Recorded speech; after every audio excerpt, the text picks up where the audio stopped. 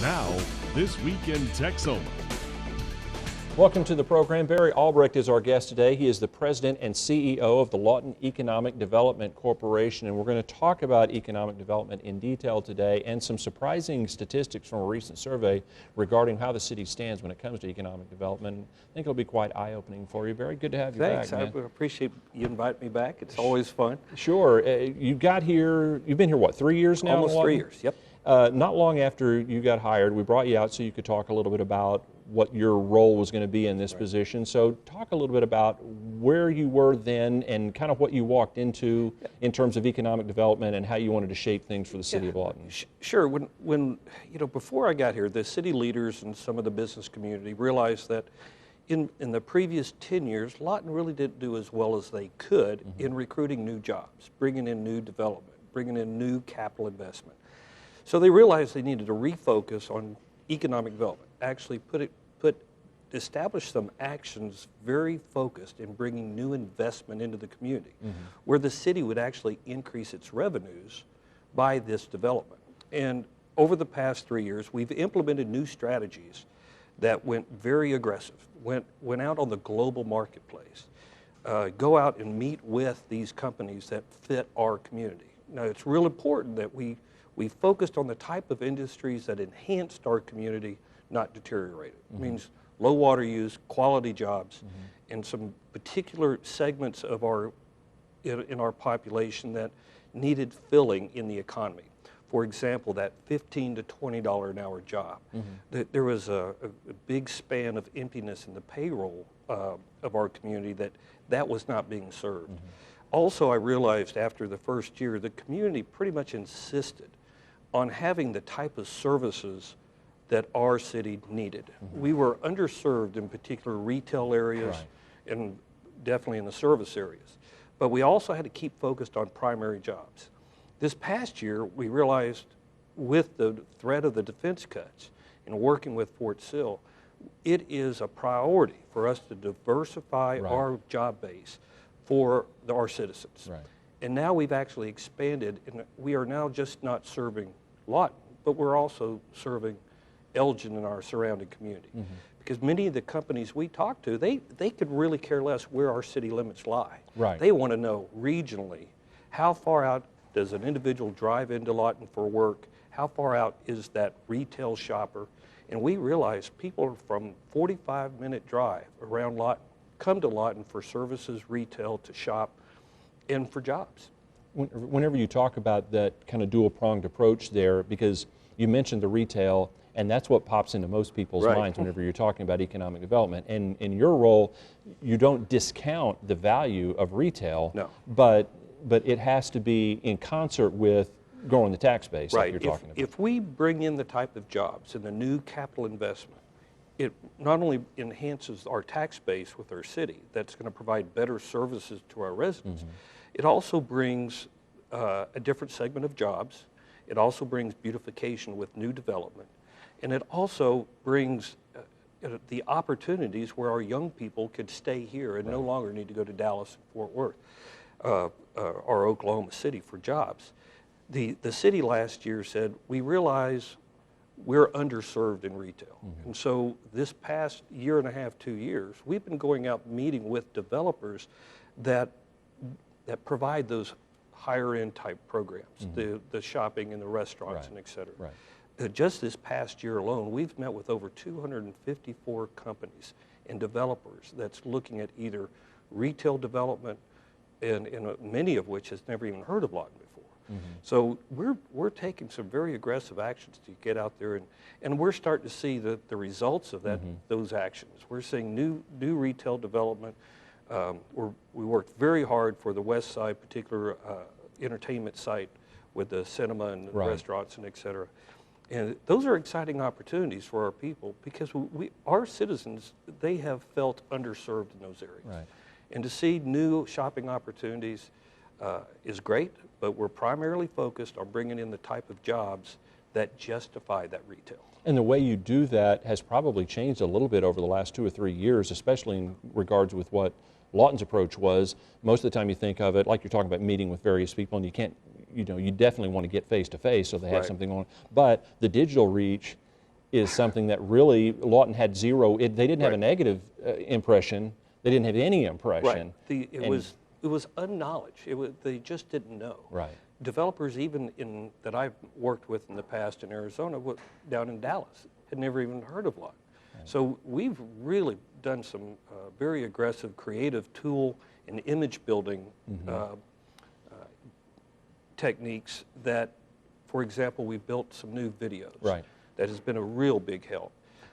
Those videos have been being used now with real estate agents, the hospitals to recruit doctors.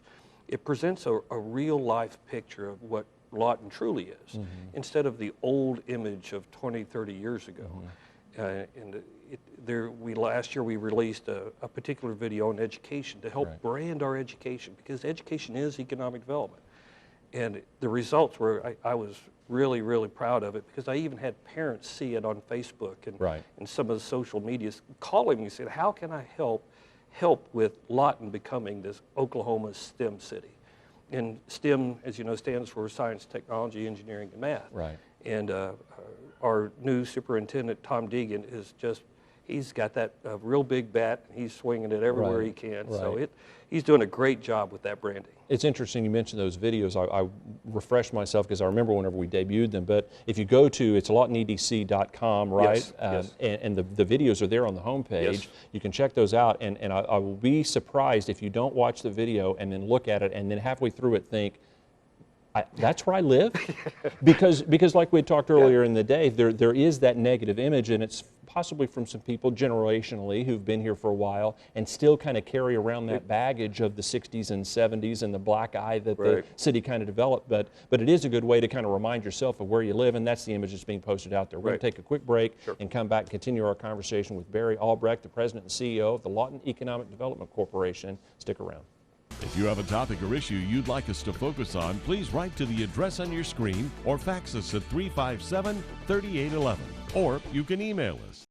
Welcome back to the program. Barry Albrecht, the President and CEO of the Lawton Economic Development Corporation, is our guest. You had mentioned in the last block about how we were going out there and actively recruiting, and this past year has been a terrific year in terms of new jobs and expansion for places here in the community. Talk about some of those numbers. This year we had an expansion of Serco in North America. They came here last year. They enjoyed the labor force so much that they added a second shift. So Serco now, in the last 2 years, have now got almost 1,000 employees that provide almost $40 million in payroll in the community. This past year, we were involved in 616 new jobs with an average salary of almost $44,000 a year. Now, what's amazing is in this study that when we surveyed these companies that relocated here, we can account for almost $27 million in new payroll in the community. Wow. And that way, that information has to get to the retail sector, has to get out to other industries. And it's our board is an active working board, and because of our limited resources, every one of them are actively involved in economic development, in defining economic development as job creation. It's a very intentional design board with representatives from Cameron University, Great Plains, the business sector, aerospace and defense, Fort Sill, and without their spirit and their energy, we could not do what we just did this year. And of course, that also requires a little bit of money, and in terms of economic development, in the city of Lawton, that money comes through hotel motel tax, which is distributed to the Chamber of Commerce, which then distributes it to various places around. Your department does get a share of that money. You've looked at some of the other cities around the area of similar size and kind of did a cost comparison about that. Talk a little bit about how much other towns are investing Last year, the city council asked me to research other cities that are successful in economic development, and how much does the city spend on economic development. And I say economic development, not tourism, not anything else, but job recruitment and business retention. And the average is about $29 per population, $29 per person in a city. And and that's a fair amount as a taxpayer. Right. I think that's a good number per year. Right. Lawton presently spends $2.90. And we have gone out and we use the bed tax as the ballot says. Ballot says with the bed tax, in the promotion of economic development and tourism. And the local business community has stepped up to the plate and realized that we can't do this with $300,000. We have to have more resources to make things happen. And I'm very proud to say that the local utility companies, car dealerships, banks have all seen results from their investment into our organization.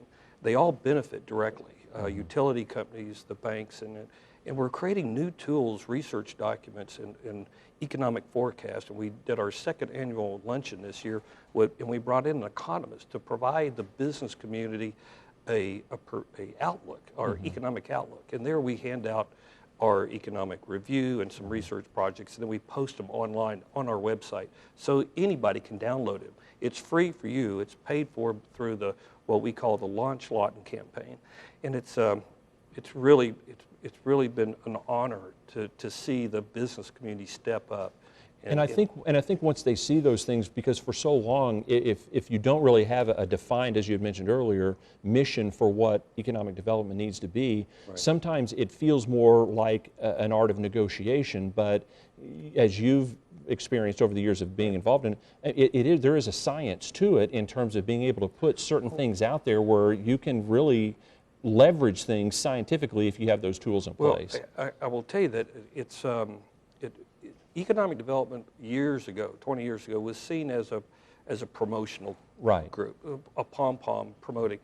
Economic development today is not that. It's a very technical, very field that it takes a professional person in our industry to know what industries can fit in your community, what the community would want in the community.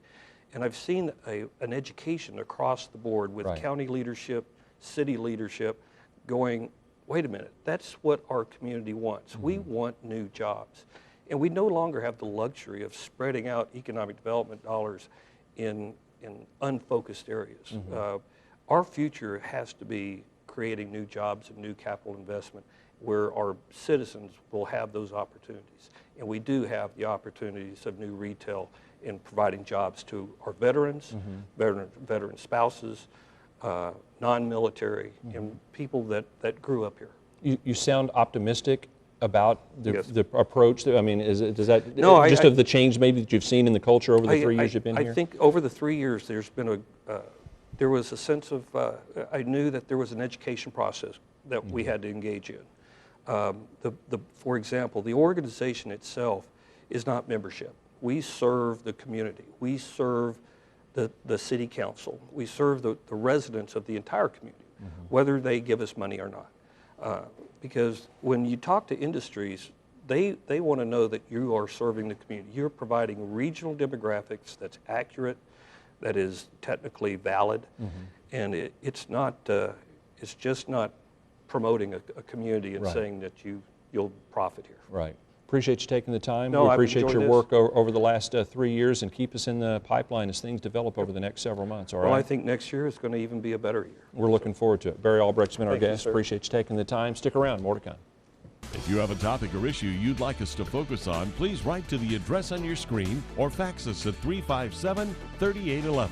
Or you can email us.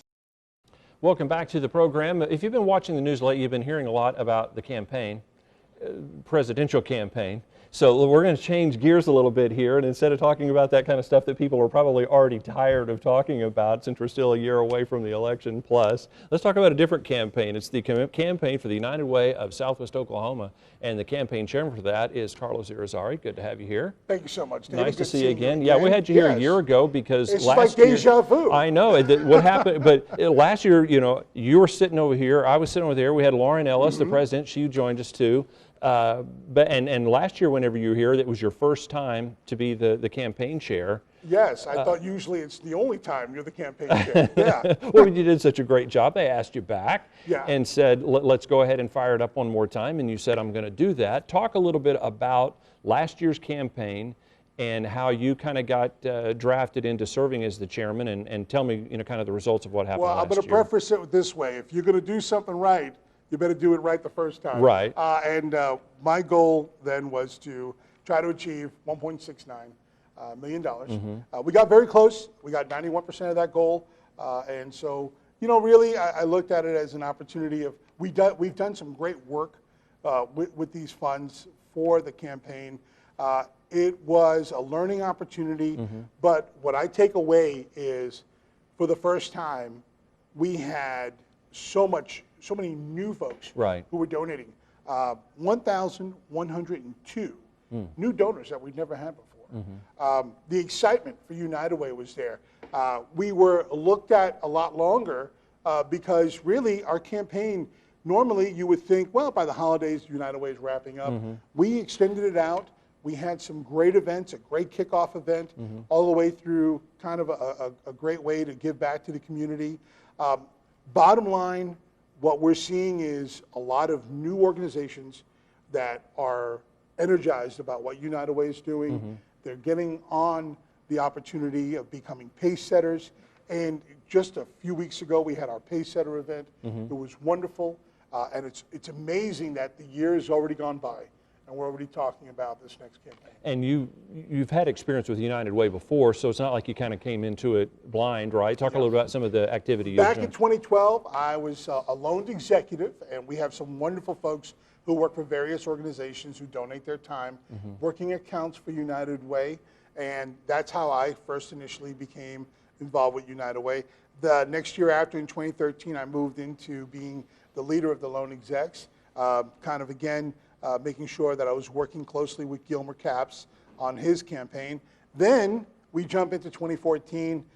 They reached out to me to be the campaign chair.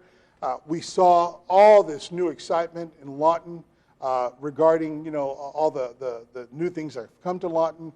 So all these new organizations really kind of came on board. And by the time we were wrapping up 2014, they had asked, okay, are we going to do this one more time with you? And I said, for sure, let's do it. We have a lot more to accomplish. Talk about what your goals are now for this year. Literally, it's 1.692 is what we're going for. We are, again, working with those pace setters organization that have really stepped it up. So proud of folks like the Comanche Nation Entertainment, folks with Cosmetic Specialty Labs. This is their first year being involved with us. It's wonderful to see that. Of course, we still have lots of great banks and hospitals that have worked with us in the Pace Setter campaign. We have an event coming up, our second annual kickoff event.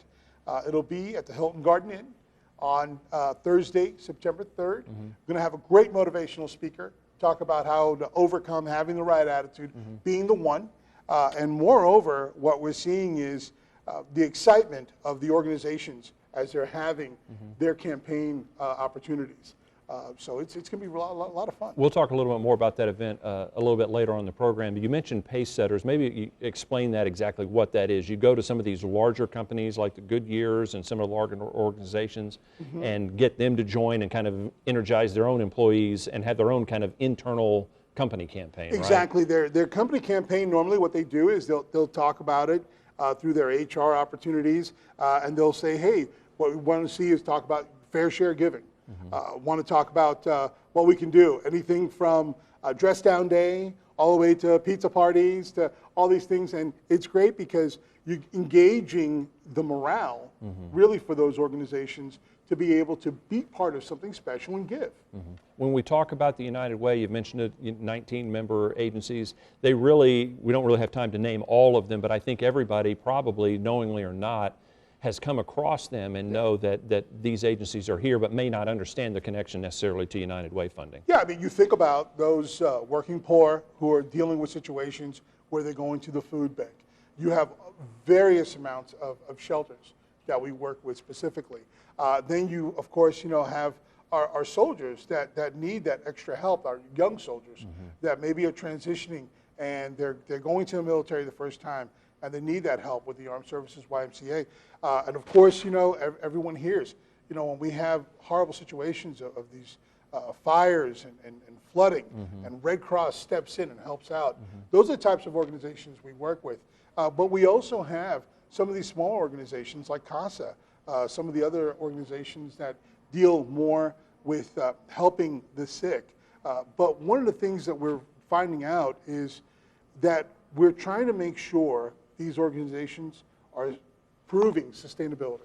And that's something we're going to talk about when we come right back, because that is something that people like to know, that whenever they give money, it's going to the right spots and that it's being spent the right way. And I know you have a board that takes care of that. We're going to take a break and come back and continue our discussion with Carlos Irizarry. He is the campaign chairman for the United Way of Southwest Oklahoma. We'll be back in just a minute. If you have a topic or issue you'd like us to focus on, please write to the address on your screen or fax us at 357-3811. Or you can email us. Welcome back to the program. Just a few minutes remaining with Carlos Irizarry. He is the campaign chairman for this year's campaign for the United Way of Southwest Oklahoma. We were talking a little bit about the United Way agencies and the various services they provide for the people across the community. United Way is a national organization, but there is a separation between the national organization and a local chapter. A lot of times people think, well, if I give that money, how much of it is going to national? But here, it's that money you give here stays here, right? The focal point for United Way of Southwest Oklahoma is to take care of Southwest Oklahoma. So one of the things that we initiate is, as we work on this campaign, any of the funds that are coming in, they're staying here. But we also want to recognize those givers. You know, be the one is our mission this year. Be the one, be united. And one of the things we've realized are there are some amazing people in this area that give. And right now we want to actually remember that those givers are very special to us. Right. And we've actually established the Tokerville Giving Society. And what's nice is those are the folks who are donating $10,000 or more. And last year we were able to actually have someone do that. We weren't expecting it. We were so blessed to be able to have that.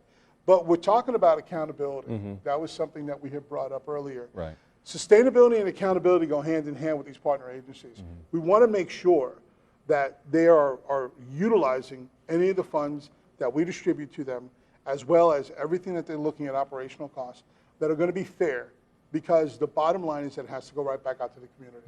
So we do have a sort of a way of looking at seeing and establishing, are they staying on track to make sure that the funds that we're giving them are going to be going right back out. And every year they make an appeal to the board and say, this is what we've done before, this is what some of our programs are in the future, and that way there's... Yeah, and we educate them. We want to make sure that there's looking also at grant opportunities. We want to make sure that they're also having their own fundraisers. Right. You know, I often think back to a time where so many folks said, okay, well, we don't have a great place to have these fundraisers. And now we do. We have great venues. We can, and it's almost every week now. Right. We have a fantastic fundraiser that those people in the community are giving. I love when I'm able to go out and I'm seeing these folks that we've identified as those givers. They're just really, really pouring it out there for the community to be able to do something and make a difference in Lawton. You mentioned in the first block a little bit about the event that's coming up on Thursday, September 3rd. Talk a little bit more about that kickoff event that you're going to have and the guest speaker and his message he's going to deliver to people. Last year, if you attended the event, we had a phenomenal motivational speaker. This year, Jake Hewitt is stepping up, and actually he is a triathlete who talked about overcoming adversity. But one of the things is, this is the second annual campaign kickoff, Thursday, September 3rd. It's going to be at 5:30 till about 7. It's got a great meal, also a great way to really walk out of there motivated and walk out of there with the idea of you can make a difference. And that's really what this is about. If you want more information, folks, definitely go to www.uwswok.org. Whenever we look at the people who go to these various United Way agencies, and you and I have dealt with them before, whether it's talking about the people that they serve, but a lot of times I think people already have an idea of who's going to go there to the United Way agency. But it really hits a wide spectrum of people, because the way the economy is these days, most of us aren't too far away if something catastrophic happens at the job or health or whatever, that now some of the things you kind of took for granted aren't available, and that's why those agencies are out there. The idea of living paycheck to paycheck is here now, folks. It's not going away. And bottom line, we know that there's a lot of working poor. We know that mom and dad are trying to do their best.